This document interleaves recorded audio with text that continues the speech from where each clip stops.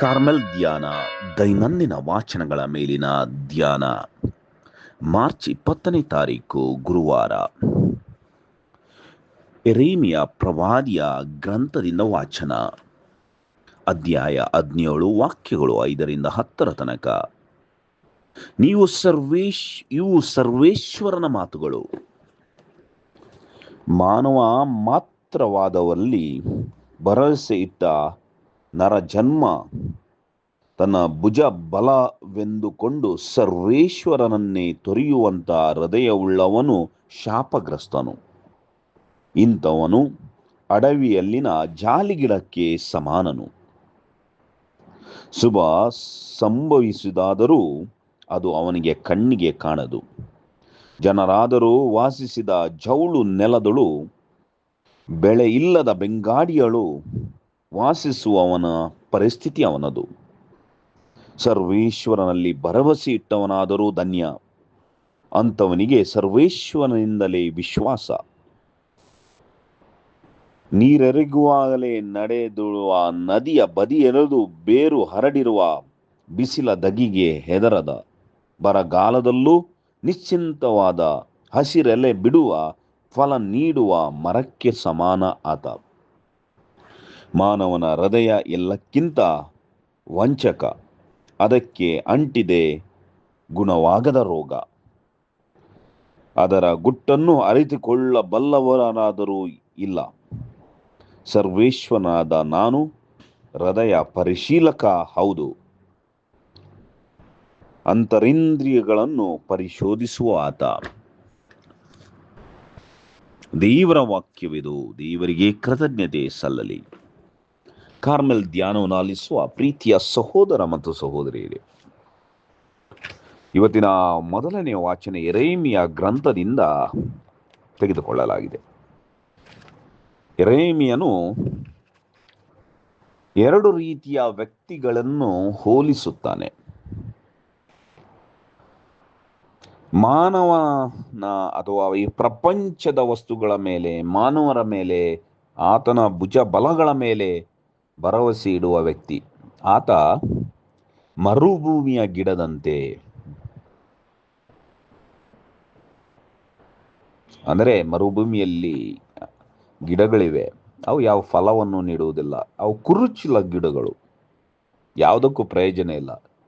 ಪೊದೆಯಂತೆ ಬೆಳೀತವೆ, ಅದು ಹಸಿರಾಗಿರಲ್ಲ. ಯಾಕೆಂದ್ರೆ ಮರುಭೂಮಿಯಲ್ಲಿ ನೀರಿಲ್ಲ. ಅದಕ್ಕಾಗಿ ಅವು ಸುಮ್ಮನೆ ಒಂದು ಮುಳ್ಳು ಪೊದೆಯಂತೆ ಬೆಳೆಯುತ್ತವೆ. ಮನುಷ್ಯನ ಮೇಲೆ ಭರವಸೆ ಇಡುವವನು ಇಂಥ ವ್ಯಕ್ತಿ. ಆತ ಯಾವುದೇ ಫಲಕಾರಿ ಆಗಿರುವುದಿಲ್ಲ ಎಂಬುದಾಗಿ ಯೆರೆಮೀಯನ ಗ್ರಂಥ ಹೇಳುತ್ತದೆ. ಹಾಗೆ ದೇವರಲ್ಲಿ ವಿಶ್ವಾಸವಿಡುವವನು ಹೇಗೆ? ಆತ ನದಿಯ ದಡದಲ್ಲಿ ನಟ್ಟ ಮರದಂತೆ. ಅದರ ಬೇರುಗಳು ಆಳವಾಗಿ ನೀರಿಗೆ ಹೋಗಿವೆ. ಆದ್ದರಿಂದ ಬಿಸಿಲಿರಲಿ ಮಳೆ ಇರಲಿ ಅದು ಜಗ್ಗದು. ಯಾವಾಗಲೂ ಹಚ್ಚ ಹಸಿರಾಗಿರುತ್ತದೆ, ಫಲಭರಿತರಾಗಿರುತ್ತದೆ. ಅದರ ಎಲೆಗಳು ಯಾವಾಗಲೂ ಹಸಿರಾಗಿರುತ್ತವೆ. ಯಾಕೆಂದರೆ ಅದರ ಬೇರುಗಳು ನೀರಿಗೆ ಹೋಗಿವೆ.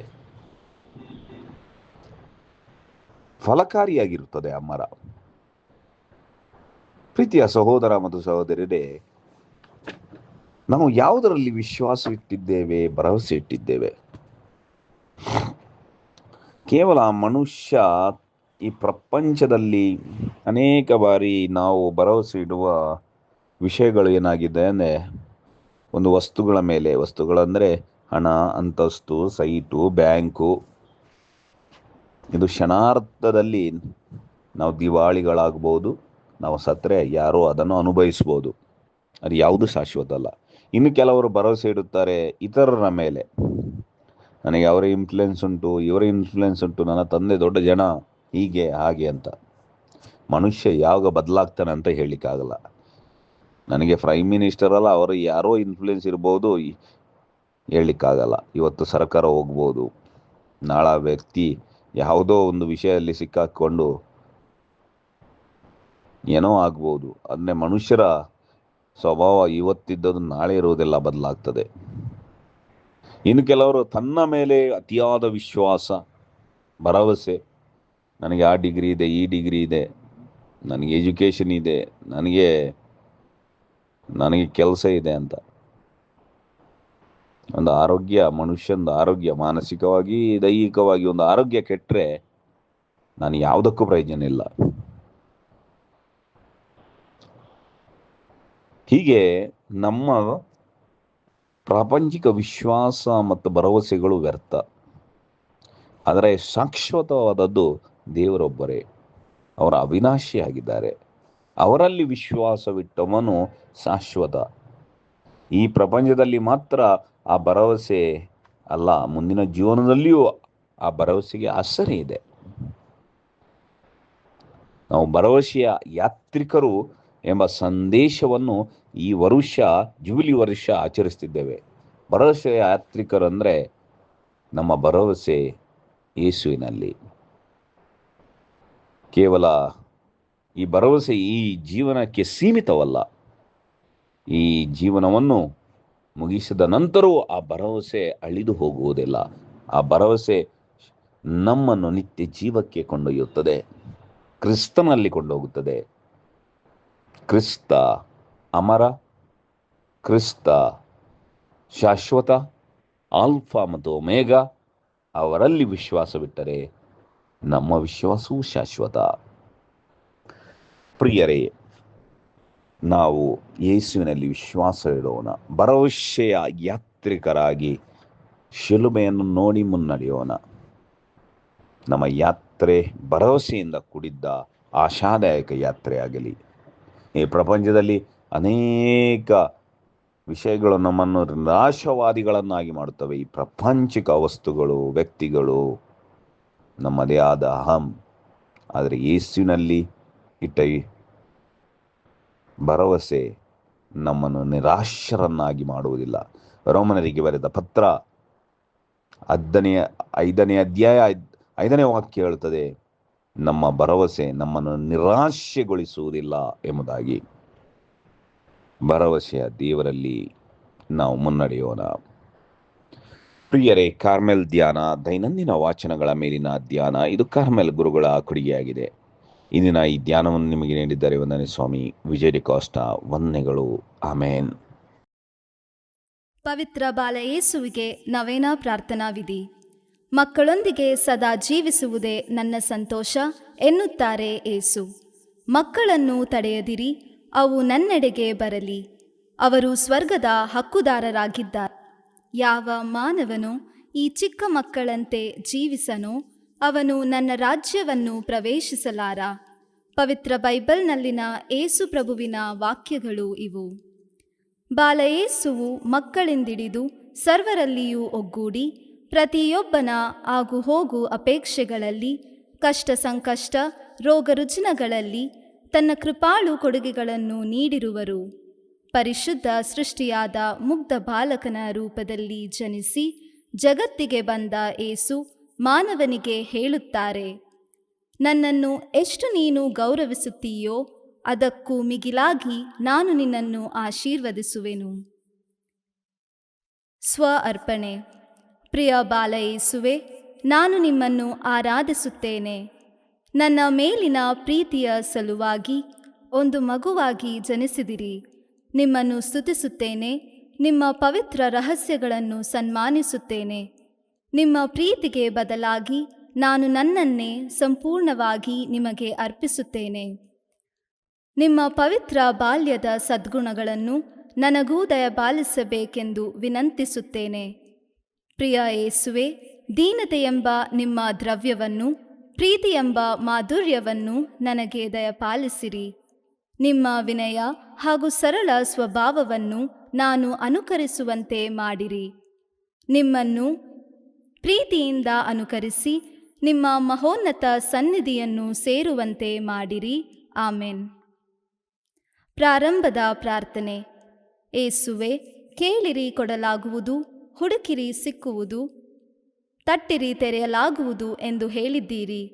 ನಿಮ್ಮ ಮಾತೆ ಪರಿಶುದ್ಧ ಮರಿಯಮ್ಮನವರ ಮುಖಾಂತರ ನನಗೆ ಈ ವರವನ್ನು ದಯಪಾಲಿಸಬೇಕೆಂದು ವಿನಯದಿಂದ ಕೇಳುತ್ತಾ, ಹುಡುಕುತ್ತಾ, ತಟ್ಟುತ್ತಾ ತಮ್ಮಲ್ಲಿಗೆ ಬಂದಿರುತ್ತೇನೆ.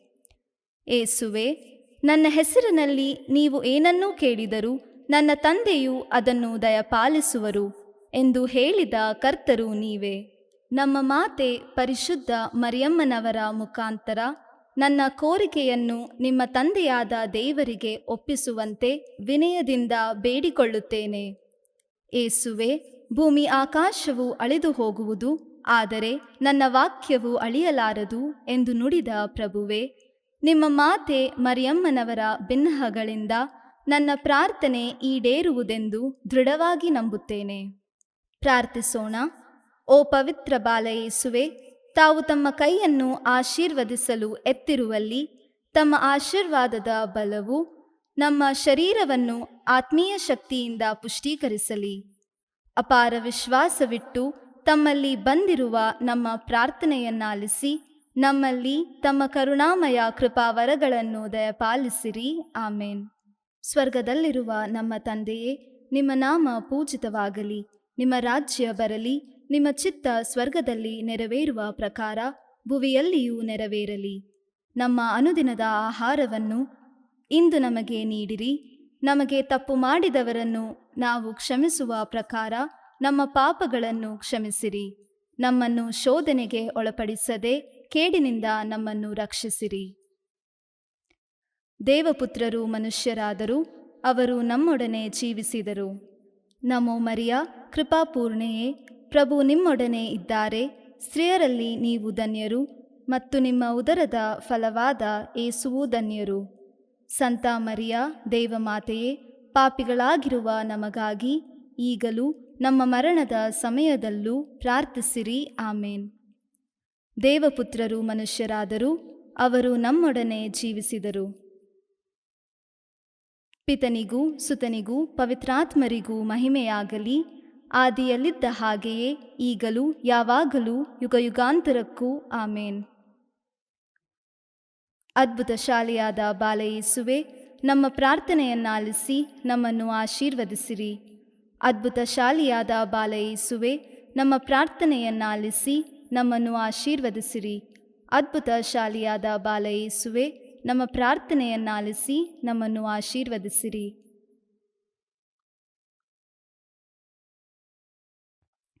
ಬಾಲಯೇಸುವಿನಲ್ಲಿ ಪ್ರಾರ್ಥಿಸೋಣ. ಓ ಅದ್ಭುತ ಶಾಲೆಯಾದ ಬಾಲಯೇಸುವೆ, ನಾವು ನಿಮ್ಮ ಮುಂದೆ ಸಾಷ್ಟಾಂಗವಾಗಿ ಅಡ್ಡಬಿದ್ದು ನಿಮ್ಮ ಸಹಾಯವನ್ನು ಯಾಚಿಸುತ್ತೇವೆ. ನೊಂದಿರುವ ನಮ್ಮ ರನ್ಮನಗಳ ಮೇಲೆ ನಿಮ್ಮ ಕೃಪಾ ಕಟಾಕ್ಷವನ್ನು ಇರಿಸಿರಿ. ಪ್ರೀತಿಮಯ ಹಾಗೂ ಕರುಣಾಭರಿತ ಹೃದಯವುಳ್ಳ ನೀವು ನಮ್ಮ ದೀನ ಪ್ರಾರ್ಥನೆಗಳಿಂದ ಮನಕರಗಿ ನಾವು ಭಕ್ತಿಯಿಂದ ಕೋರುವ ವರಗಳನ್ನು ದಯಪಾಲಿಸಿರಿ. ನಮಗೆ ಉಂಟಾಗಿರುವ ಅಧೈರ್ಯವನ್ನು ತೊಲಗಿಸಿರಿ. ನಮಗೆ ಬಂದೊದಗಿರುವ ಕಷ್ಟ ಕಾರ್ಪಣ್ಯಗಳನ್ನು ಆಲಿಸಿ ಉಪಕಾರವನ್ನು ಉಪಶಮನವನ್ನು ನೀಡಿರಿ. ನಿಮ್ಮ ಸಹಾಯವನ್ನು ಪಡೆದು ಧನ್ಯರಾದ ನಾವು ಪಿತನೊಂದಿಗೂ ಪವಿತ್ರಾತ್ಮರೊಂದಿಗೂ ಸದಾಕಾಲಕ್ಕೂ ನಿಮ್ಮನ್ನು ಸ್ತುತಿಸುವೆವು. ಆಮೇನ್. ಕೃತಜ್ಞತಾ ಪ್ರಾರ್ಥನೆ. ದಯಾಭರಿತ ಬಾಲಯೇಸುವೆ, ನಿಮ್ಮ ಮುಂದೆ ಮೊಣಕಾಲೂರಿ ನನ್ನ ಮೇಲೆ ನೀವು ಸುರಿಸಿದ ಕೃಪಾವರಗಳಿಗಾಗಿ ಮನಪೂರ್ವಕ ವಂದನೆಗಳನ್ನು ಸಲ್ಲಿಸುತ್ತೇನೆ. ನಿಮ್ಮ ಕರುಣೆಯನ್ನು ಯಾವಾಗಲೂ ಸ್ಮರಿಸಿಕೊಂಡು, ನೀವೇ ನನ್ನ ದೇವರು, ನೀವೇ ನನ್ನ ಸಹಾಯಕರು, ನೀವೇ ನನ್ನ ಆಶ್ರಯದಾತರು ಎಂದು ನಿವೇದಿಸುತ್ತೇನೆ. ನಿಮ್ಮ ದಯೆ ಧಾರಾಳತ್ವವನ್ನು ಎಲ್ಲೆಲ್ಲೂ ಸಾರುತ್ತೇನೆ. ನಿಮ್ಮ ಅಪಾರ ಪ್ರೀತಿ ಪರಾಮರಿಕೆ ಸರ್ವರಿಗೂ ಲಭಿಸಲಿ. ನಿಮ್ಮ ಬಾಲ್ಯದ ಭಕ್ತಿ ಮಾನವ ಕೋಟಿಯ ರನ್ಮನಗಳಲ್ಲಿ, ಸರ್ವಧರ್ಮೀಯರಲ್ಲಿ, ಪ್ರತಿ ಮಾನವನ ಹೃದಯದಲ್ಲಿ ಆಳವಾಗಿ ಬೇರೂರಲಿ. ನಿಮ್ಮ ಸಹಾಯವನ್ನು ಪಡೆದವರೆಲ್ಲರೂ ನಿಮ್ಮ ಪವಿತ್ರ ಬಾಲ್ಯಕ್ಕೆ ಪ್ರಣಾಮಗಳನ್ನು ಸಲ್ಲಿಸಿ ನಿಮ್ಮನ್ನು ಸದಾಕಾಲಕ್ಕೂ ಸ್ತುತಿಸಿ ಮಹಿಮೆಪಡಿಸಲಿ. ಆಮೇನ್.